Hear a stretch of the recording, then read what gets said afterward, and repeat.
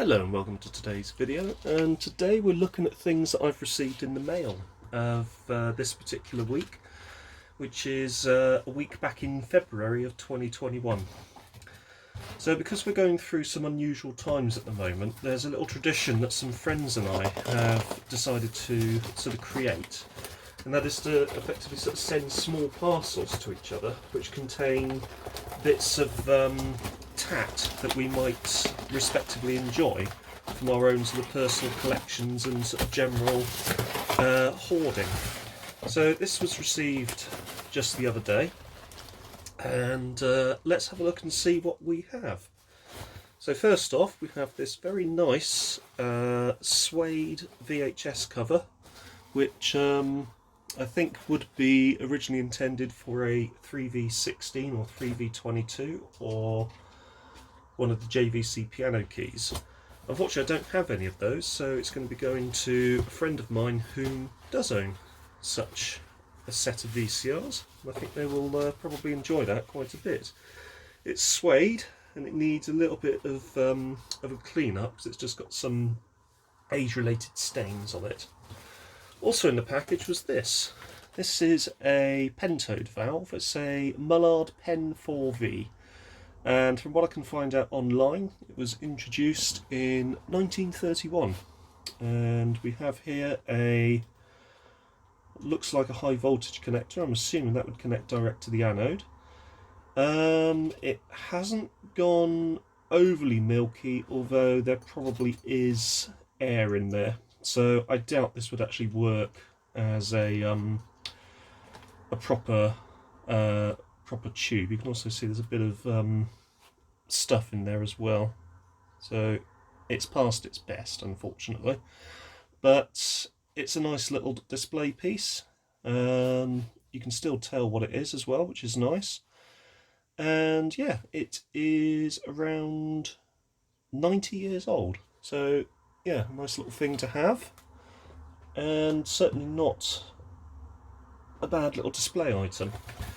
We also have this, which is interesting. This is a DVB-T terrestrial receiver. Now, apparently it has a mini USB play and record option. It plugs into a SCART socket. And let's have a look and see what it actually has in the box. So we've got the power supply, which is a sort of traditional, what is that? DC, 5 volt, 1 milliamp. Sorry, 5 volt, 1 amp adapter. We have the device itself, which is a different, oh no, hang on.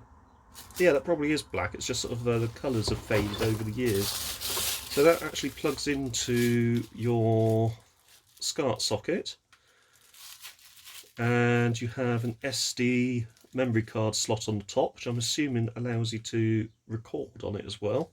There's also a little USB socket there as well, which I assume would be for recording. Antennae in and antennae out, and quite a compact little device. There's also that's a USB cable which adapts to a normal size USB from mini USB. There's also this infrared receiver which plugs into this IR port on the side. And finally completing the picture is the instruction booklet, the user manual. And this rather fancy looking remote control. Not a bad little solution, and would probably be quite useful if I need to connect any of my older sets up to Freeview. But to be honest, I don't tend to watch live television on the older sets. I tend to use them for sort of VHS, Betamax and DVD viewing. So there's not really sort of any great need for this, but it's a nice little thing to have anyway, and certainly worth keeping in its box and keeping handy, especially if I want to test a SCART socket. What else have we got in here? We have obviously a load of packing material. But we have this, which I don't even know what this is. This is a camera of some description, which connects into this phone cable arrangement, RJ11. I think it's an RJ11, which goes to a SCART connector. And then there's a couple of cables that come off the back, which I assume would be power. I would assume that they would be power for this. So that's rather confusing because I don't even know how that's supposed to work. I would assume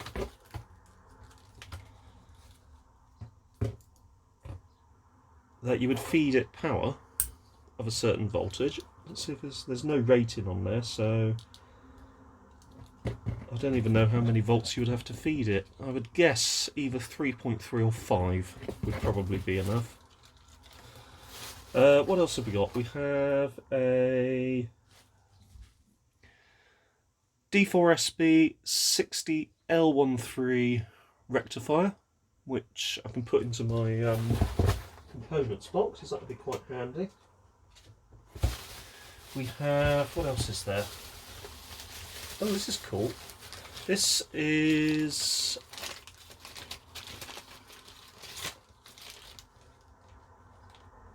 quite literally a clock circuit. So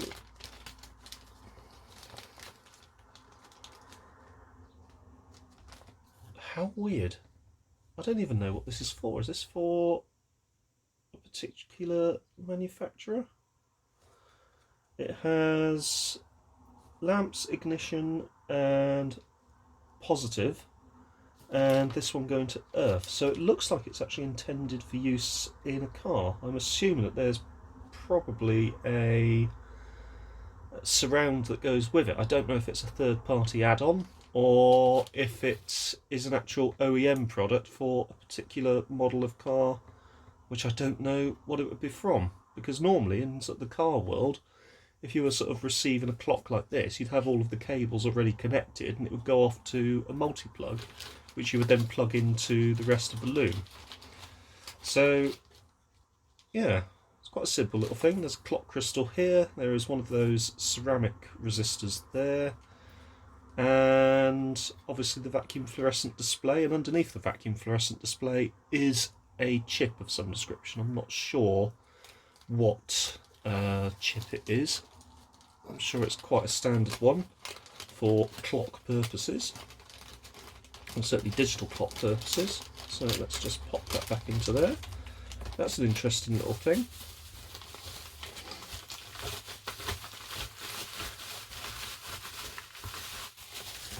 So there's nothing in that. There is nothing in that bit. There's something here which is interesting. This is a... oh, that's rather cool. That's a crawling microbug which you have to build yourself. How cool is that? That looks like that would be a fun little project. So that's something to do. It's got everything that you need in order to build it up. It's never been opened. So I'll probably take a bit of time to actually build that. I could also use it as a exercise to teach my children how to solder. So I'll put that to one side. I'll put that up on the shelf of many things. We can look at that at a future point. So what else is there? So some bubble wrap, which I'll just move out of the way. Also the clock, which I'll move out of the way as well. So that's an interesting little thing. Move this little camera out of the way.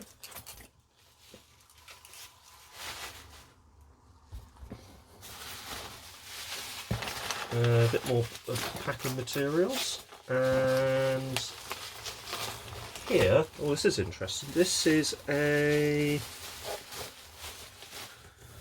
got a BNC connector on it. It's a TV camera. I would assume, judging by the mounting points, this is a security camera, but quite an old security camera. It has So this would be for closed circuit television.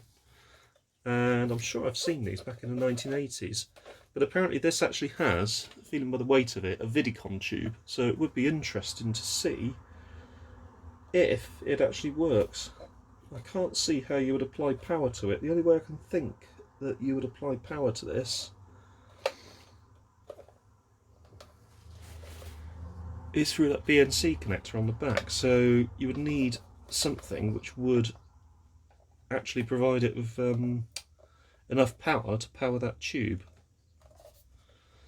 So that's an interesting little thing. So I'll put that to one side. And what else have we got? We have, yes, this is quite handy. So I've actually got a couple of these coming in for a major service slash rebuild, and that is the Sanyo VTC 5000. I've had a couple of those on my channel before, and two of them, not one of the ones that I've worked on, but I've got another pair coming back, which I've got to try and make one good VCR out of. So it's going to be quite interesting troubleshooting the sort of particular issues that those have. But there we go, that's all of the service manuals for VTC 5000 Mark 1 and Mark 2. That's actually the owner's manual, I've just realised. That's cool. So we've got the owner's manual and we have a parts list, the service manual, and obviously the owner's manual as well. So those are going to be pretty darn handy when I come to working on the 5000s that I've got coming in soon. And obviously you will see those on the channel at some point. So I'm going to put that camera on top of the Sony, because it's quite a cool sort of conversation piece.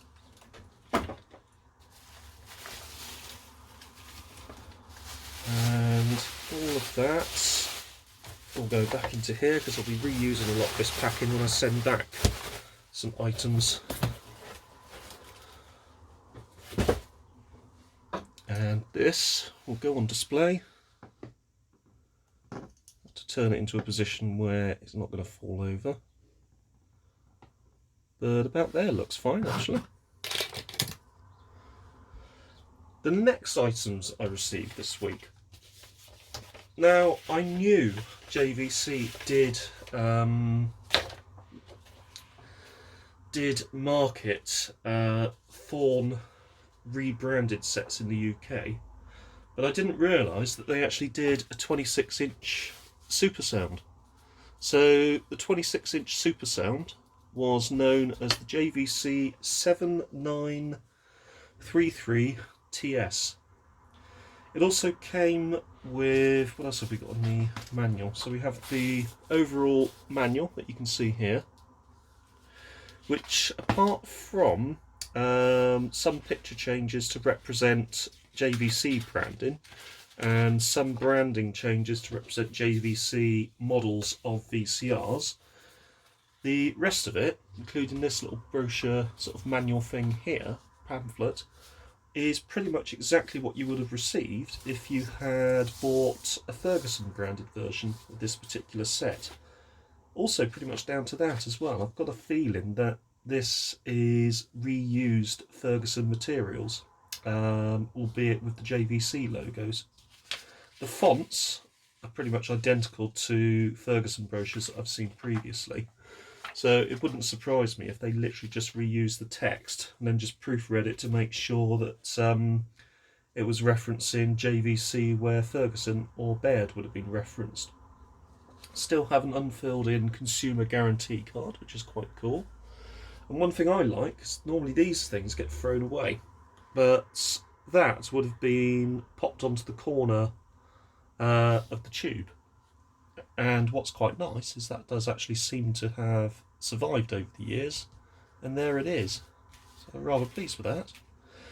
The manual itself isn't exactly enormous, but it covers everything that you need to know about the set and everything that you need to know on how to use the set. Apparently the price of the set would have been £699.99 back in 1983 or 84, which if you do a conversion to today's value, that is approximately £2,500. Everything else spec-wise is exactly the same as the Thorn versions. It uses an A66 540X tube, and obviously the power is exactly the same as well. There's no reference in here to obviously the chassis that it uses, but to the end consumer, that's not important. This section also is pretty much identical to what you would have received on the Thorn versions as well. And yeah, so it's just quite interesting to actually have a manual for a JVC version of a Thorn set, of which my parents rented a 26-inch Super Sound version back in the sort of early to mid 80s. The other thing that I got to accompany the set, because I was just interested to see how it differed, was this, which is actually the service manual. So the service manual covers two models. It covers the 7933TS and covers the 7832T, which would have been a 22-inch teletext version. Both of them use the Thorn TX10 chassis, and pretty much inside everything is pretty much identical to the TX10 service manual. The only things that differ is these items, which would have been on separate fold-out sheets in the full TX10 manual, are now contained within the manual sort of service book guide here.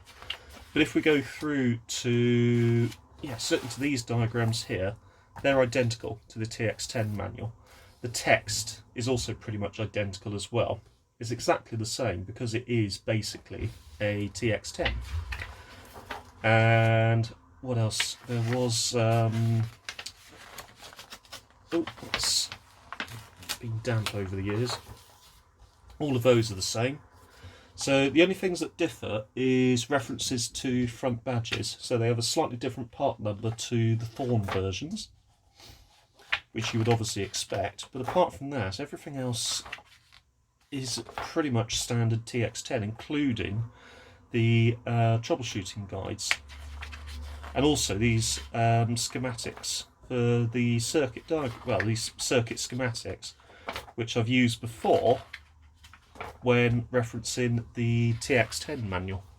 So it is quite interesting to see that they managed to save quite a lot of cost by using the same material, but also by using a proven chassis in sets that they wanted to sell within the UK.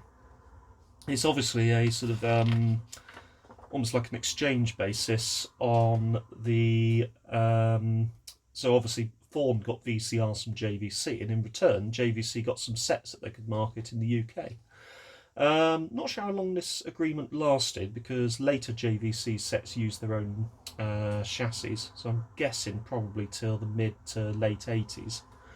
But everything in here is pretty much standard TX10, even right through to the circuit diagrams at the back. So you've got this troubleshooting guide, which I believe is pretty much identical to the TX10 brochure, TX10 service manual. It's currently on my shelf at the moment, so I'm not going to go and grab it. This differs with obviously the changes of manufacturer, but the basic circuit diagram schematic is mostly identical. In fact, absolutely completely identical to the TX10 service manual. So at a pinch, if you didn't have a TX10 service manual but you had one of these, you've pretty much got everything you need to be able to troubleshoot a set that does have a TX10 chassis. The only thing that it doesn't cover, because these sets only used Mullard tubes, is it doesn't cover the neck board that would have appeared on the PIL tube sets. There's only one set that I know of that used the TX10 chassis and the PIL tube. It was an A67 710X, if I recall, and it was placed into a Philco television set, so it was something that was available on the continent. So yeah, those two together, I'll just bring it out again, the user manual and the service manual were both quite interesting finds. The challenge now is to actually find one of these sets. So if anybody knows of the whereabouts of a JVC 7933TS, let me know, because I will more than happily go and collect it, lockdown permitting. Anyway, hope you enjoyed this video, and thank you very much for watching. Don't forget to like and subscribe, and I will see you again soon. Take care.